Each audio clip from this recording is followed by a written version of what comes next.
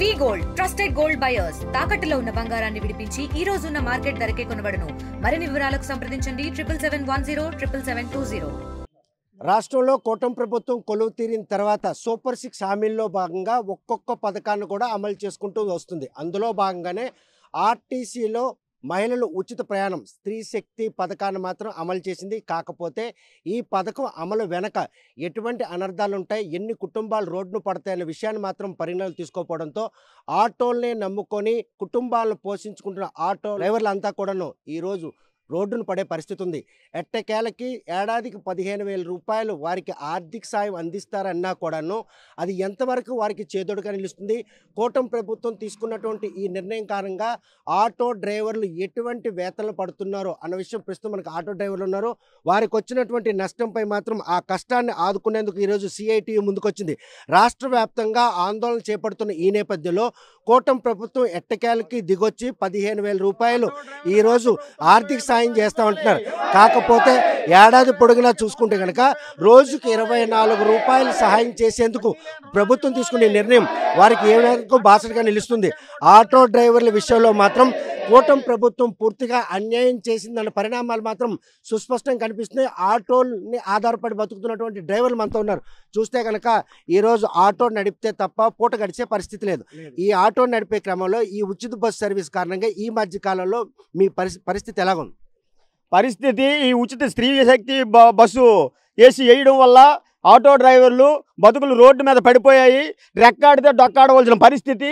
ఈవేళ 250-350 రూపాయలు కూలి ఇంటికి పట్టుకొని వెళ్తే భార్యాభర్తల బిడ్డలము ఏడుతంతో మినిమము ఒక కుటుంబానికి నెలకు 30,000 ఖర్చు అవుతుంది. అలాంటిది ఆటో డ్రైవర్లు పిల్లల్ని ఎలా చదివించుకుంటారు? వాళ్ళ కష్టాలేటి రోడ్డు మీద పడిపోయాయి. కాబట్టి ప్రభుత్వం ఈ విషయాన్ని తెలియజేసుకొని ఆటో డ్రైవర్లకు అందరికీ న్యాయం చేస్తారని మరీ కోరుకుంటున్నాము. పరిపుష్టి ఆటో కొనుక్కున్నారు, అప్పు చేసి కొనుక్కున్నాము. ఆటో అప్పు చేసి కొనుక్కున్నాము. ఆ ఫైనాన్స్ వచ్చి ఈవేళ వాయిదా కట్టకపోతే రేపు ఆటోను పట్టుకెళ్ళిపోతున్నాం, లేదంటే ఫ్యామిలీని ఇబ్బంది పెడతానని చాలా అడ్డరంగా మాట్లాడుతున్నాడు. కాబట్టి మా బతుకులు చాలా చెట్టు మీద పక్షిలా అయిపోయాయి. ఆ బతుకులు మాకు ఎలాగైనా నెరవేర్చాలని కూటమి ప్రభుత్వాన్ని దయచేసి కోరుకుంటున్నాము. ఈ హామీలన్నింటినీ 15,000 రూపాయలు హామీ కట్ చేసేసి 30,000 రూపాయలు సంవత్సరానికి చేస్తే ఆటో డ్రైవర్లు కొంతైనా ఇన్సూరెన్సులు లేకపోతే ట్యాక్సులు కట్టుకునే భరోసా ఇచ్చినట్టు ఉంటుంది. కాబట్టి మేము కోరుకుంటున్నాము 30,000 రూపాయలు అమలు చేయాలని వెంటనే చేయాలని కోరుకుంటున్నాము.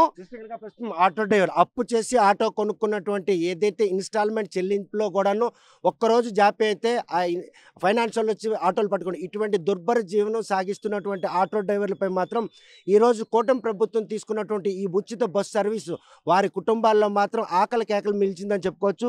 చూస్తే ప్రస్తుతం ఈ ఆటో డ్రైవర్లందరూ పెరగని పోరాటం చేస్తున్నారు. అయినా కూడాను ప్రభుత్వం ఎట్టకేలకు దిగొచ్చి 15,000 రూపాయలు అని ఆ 15,000 రూపాయలు ఏ మేరకు మీకు దోహదపడతాయి? ఓవైపు ఇన్సూరెన్స్లు ఎక్కడ తగ్గించే పరిస్థితి, డీజిల్ కూడా ఎక్కడ కూడా సబ్సిడీ ఇచ్చే పరిస్థితులు, ఈ పరిణామాలన్నీ కూడా ఇంకా రేపటి నుండి ఆటో వేయడం దండగన్నట్టు పరిణామం ఉందా? అవునండి. ఇప్పుడు ఈ ప్రభుత్వం ఇచ్చినటువంటి ఫ్రీ బస్సు కారణంగా మేము ఫ్రీ బస్సు ఇవ్వడం వల్ల మేము దానికి వ్యతిరేకం ఏమీ లేదు, మంచి సంతోషమేని. కాకపోతే ఆ ఇచ్చేటప్పుడు కూడా ఆలోచించవలసింది. ఆటో డ్రైవర్లు దాని మీద బతుకుతున్నాం కాబట్టి రోజుకి 500-600 సంపాదించుకున్న వాళ్ళమే. మాకు ఈ రోజున ఫ్రీ బస్సు పెట్టడం వల్ల మాకు నష్టం జరిగింది. అది ఆలోచించకుండా పెట్టారు. ఇప్పుడు ఏంటంటే నెలకు సంవత్సరానికి 15,000 ఇస్తారని మాకు కంటి తుడుపుకు చేయడానికి చేశారు. కానీ ఇది చాలా మాకు నష్టం, దానివల్ల వచ్చిన లాభం ఏమీ లేదు. ఎందుకంటే రోజుకి 500 ఇంటికి తీసుకెళ్లే వాళ్ళం ఈ రోజుకి 200 కూడా తీసుకెళ్ళడం కష్టమవుతుంది. మాకు ఆటోలు ఫైనాన్సుల మీద తీసుకొచ్చాము. ఫైనాన్సులకి ఏంటంటే ఎక్కువ అమౌంట్ కట్టకుండా 1,00,000 రూపాయలు 50,000 కట్టి మా స్తోమతకు తగ్గట్టు డబ్బులు కట్టుకొని ఫైనాన్స్ మీద తీసుకొచ్చి నడుపుతున్నాం. దానివల్ల 4 లక్షల వరకు సుమారు ఒక ఆటోకి ఫైనాన్స్ అవుతుంది. ఒక్కరోజు లేట్ అయినా కూడా వాళ్ళు ఇంటికి వచ్చి మరీ మీరు కడతారా, ఆటోని పట్టుకొని వెళ్ళిపోవాలా, సీజ్ చేయాలనే ఇబ్బందులు ఉంటున్నాయి. కానీ ఈరోజు 15,000 ఇవ్వటం వల్ల మాకు దానివల్ల వచ్చేది ఏమీ లేదు. కనీసం మేము అడిగేది కూడా 30,000 అనేది చాలా ఆలోచించుకొని మాకు ఏదో కొంత తోడుగా ఉంటుందని అడిగాం తప్ప మాకు ఏదో దానివల్ల ఏదో జరిగిపోతుందని అయితే మేము అడగలేదు. దీన్ని మీరు కూటమి ప్రభుత్వం కంపల్సరీగా ఆలోచించాలి. ఈ 15,000 రూపాయలు అనేది వెనక్కి తీసుకొని మేము పెట్టే డిమాండ్లకి మీరు అది ఇవ్వాలని 30,000 రూపాయలు ఇవ్వాలని కోరుకుంటున్నాము. మీ డిమాండ్లు కనుక వాళ్ళు అంగీకరించకపోతే ఎటువంటి పోరాటానికి సన్నద్ధం అవుతుంది? మేము దీని మీద ఉధృతం చేస్తాము. ఎందుకంటే మా బతుకు తెరువు ఇది, మా బతుకు తెరువు మీద కడుపు కొట్టారు కాబట్టి దీన్ని ఉధృతం అవసరమైతే రాష్ట్ర స్థాయిలో కూడా చేస్తాము. చలో ఆంధ్రప్రదేశ్ అనేవి కంపల్సరీగా తీసుకుంటాము. దాని మీద కూడా మేము ధర్నాలు చేస్తాము. చూస్తే కనుక కూటమి ప్రభుత్వం తీసుకున్నటువంటి ఈ నిర్ణయం కారణంగా ఆటో డ్రైవర్లు అందరూ కూడాను రోడ్డును పడే పరిస్థితి ఉంది. వారికి వచ్చిన కష్టంపై సిఐటియు ఆది నుండి అండగా ఉంది. రాష్ట్ర వ్యాప్తంగా అలుపెరని ఉద్యమాలు చేపడుతున్నా కూడా ఎట్టకేలకు కూటమి ప్రభుత్వం కంటి తుడుపు చర్యగానే 15,000 రూపాయలు సంవత్సరానికి ఆర్థిక సాయం చేస్తామని చెప్పడం, దాన్ని పెంచి ఇవ్వాలని డిమాండ్ చేస్తున్నారు. ఈ డిమాండ్ల నేపథ్యం కనుక నెరవేర్చకపోతే మాత్రం ఆటో డ్రైవర్ల సత్తా ఏంటో చూపిస్తాం. కూటమి ప్రభుత్వాన్ని అధికారంలో తెచ్చిన తమకు ఇటువంటి కష్టాలు తెచ్చిపెట్టిన నాయకులను ఎవరిని కూడా బయట తిరిగే పరిస్థితి లేకుండా చేస్తాం. చూస్తే కనుక ఏ విధంగా తీసుకోవచ్చు పథకం, వాళ్ళు సూపర్ 6 అమలు చేసుకోవచ్చు, కానీ అన్ని తరగతులను కూడా బ్యారేజ్ చేసుకుని చూడాల్సిన అవసరం ఉంది. స్త్రీశక్తి పథకం అమల్లో ఉన్నటువంటి చిత్తశుద్ధి ఆటో డ్రైవర్లు రోడ్డు మీద పడితే ఆ కుటుంబాల విషయంలో కనీసం ఆలోచించిన ఈ నిర్ణయం ఏ విధంగా? స్త్రీశక్తి పథకం అమలు చేయడాన్ని సిఐటిగా వ్యతిరేకించట్లేదు. మహిళలకు ఉచిత బస్సు ప్రయాణం కల్పించండి, దాన్ని స్వాగతిస్తున్నాం. అదే సందర్భంలో గ్రామీణ ప్రాంతాల నుంచి పట్టణ ప్రాంతాలకు కానీ, అలాగే బస్సులు వెళ్ళలేని గ్రామాలకు కూడా ఆటో కార్మికులు, స్కూల్ పిల్లలు కానీ, లేదంటే రోజువారీ వచ్చే కూలీలకు కానీ మొత్తం అందుబాటులో ఉండి, ఈరోజు 108 అందుబాటులో లేకపోయినా సరే గ్రామంలో ఏ చిన్న సమస్య వచ్చినా, అనారోగ్యమైనా సరే హాస్పిటల్కి తీసుకెళ్ళాలంటే ఆటో డ్రైవర్లు ఆదుకుంటున్నారు. అటువంటిది అంటే మొత్తం గ్రామీణ ఆర్థిక వ్యవస్థను కానీ పట్టణ ఆర్థిక వ్యవస్థ కీలకంగా పనిచేస్తున్న ఆటో డ్రైవర్లకు సంబంధించి ఈరోజు ఉచిత బస్సు పథకం పెట్టిన తర్వాత బస్సులకి సంబంధించి ఎక్కువ ప్రయారిటీ ఇస్తున్నారు మహిళలందరూ కూడా. ఎందుకంటే ఫ్రీగా వెళ్ళిపోవచ్చిన ఆలోచనతో దీని మీద ఆధారపడిన ఆటో డ్రైవర్లందరూ కూడా ఇప్పటికే ఫైనాన్స్ ద్వారా అప్పులు తీసుకొని ఆటోలు నడుపుతున్నారు. చాలామంది ఉద్యోగాలు లేకపోవడంతో ఇంటర్మీడియట్ డిగ్రీ చదువుకున్న వాళ్ళు కూడా ఆటో డ్రైవర్లుగా ఈరోజు వ్యవసాయం కూడా గిట్టుబాటు లేకపోవడంతో పొలాలు అమ్మేసి ఆటోలు కొనుక్కునే పరిస్థితి నేపథ్యంలో ఆటో డ్రైవర్లు కానీ, మ్యాక్స్ క్యాబ్ డ్రైవర్లు కానీ మొత్తం ఈరోజు రోజుకి 100 రూపాయల నుంచి 200 రూపాయలు కూడా ఆదాయం రావట్లేదండి. మేము శ్రీకాకుళం టౌన్లో కానీ అలా గారా ఇతర ప్రాంతాలకు వెళ్ళొస్తే ఆ డీజిల్ ఖర్చుకే సరిపోతుంది. సాయంత్రం ఇంటికి వెళ్ళిన తర్వాత కనీసం పిల్లలకి ఒక చాక్లెట్ పట్టుకెళ్ళాలన్నా లేదా ఒక బిస్కెట్ ప్యాకెట్ పట్టుకెళ్ళాలన్నా సరే డబ్బులు లేని పరిస్థితి వస్తుంది. ఇదే పరిస్థితి కొనసాగితే ఆల్రెడీ నిన్నే ఒక ఆటో కార్మికుడు ఆత్మహత్య చేసుకున్నాడు. అది ఆల్రెడీ పేపర్లో టీవీలో వచ్చింది. అంటే ఈరోజు మనస్తాపానికి గురైపోయి ఆత్మహత్యలు చేసుకునే పరిస్థితి వస్తుంది. కాబట్టి రాష్ట్ర ప్రభుత్వం ఇప్పటికే ఆల్రెడీ అన్ని ఆటో యూనియన్స్ కూడా మార్చి మన 18వ తేదీన చలో విజయవాడ కార్యక్రమం పిలిపించారు. అందుకు రాష్ట్ర ప్రభుత్వం 15,000 ప్రకటించింది. అంటే రోజుకు 41 రూపాయలు పడుతుంది.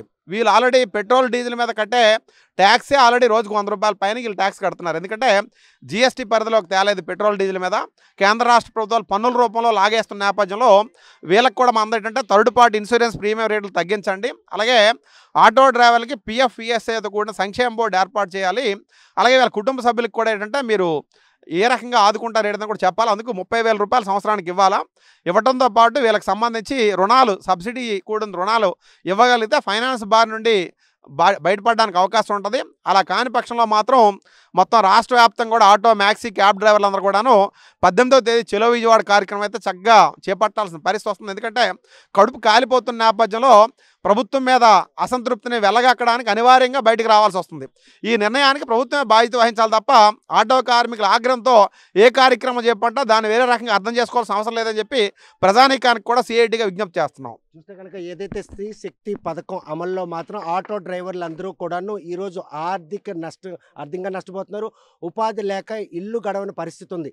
ఈ నేపథ్యంలో చలో విజయవాడ 18 పిలుపునిచ్చిన తరుణంలో కూటమి ప్రభుత్వం మాత్రం ఏడాదికి 15,000 రూపాయలు ఆర్థిక సాయం చేసే ఒక కంటి తుడుపు చర్య ప్రకటన మాత్రం వారిని ఆవేదన కలిగిస్తుంది. ఇన్సూరెన్స్ ఏదైతే థర్డ్ పార్టీ ఇన్సూరెన్స్ తగ్గించాలి, డీజిల్కి సబ్సిడీ ఇవ్వాలి. ఈ పరిణామాలన్నీ కనుక కూటమి ప్రభుత్వం డిమాండ్లుగా నెరవేర్చకపోతే ఎట్టి పరిస్థితుల్లో ఆటో డ్రైవర్ల ఐక్యత చాటుతాం. తమకు వచ్చినటువంటి ఈ కష్టం నుంచి గట్టెక్కేందుకు మాత్రం కూటమి ప్రభుత్వం తమ డిమాండ్లు ఎట్టి పరిస్థితి నెరవేర్చాలని చేస్తున్నటువంటి ప్రయత్నంలో కూటమి ప్రభుత్వం దిగొస్తుందా, ఆటో డ్రైవర్లు ఆదుకుంటుందా లేదా అనే విషయం వేచి చూడాల్సిందే. వీడియో జర్నలిస్ట్ రాంకిస్తో సత్యం, ఆర్టీవీ, శ్రీకాకుళం. తెలుగులో న్యూస్ కి ఫాస్టెస్ట్ యాప్ ఇప్పుడు టోటల్లీ న్యూ అవతార్లో జస్ట్ 5 సెకండ్స్ లో కంప్లీట్ న్యూస్, సోషల్ మీడియాలో ట్రెండ్స్ కి one stop solution, live TV app, voice search option తో ఇప్పుడే డౌన్లోడ్ చేయండి లేదా అప్డేట్ అయిపోండి. యాప్ లింక్ డిస్క్రిప్షన్ లో ఉంది.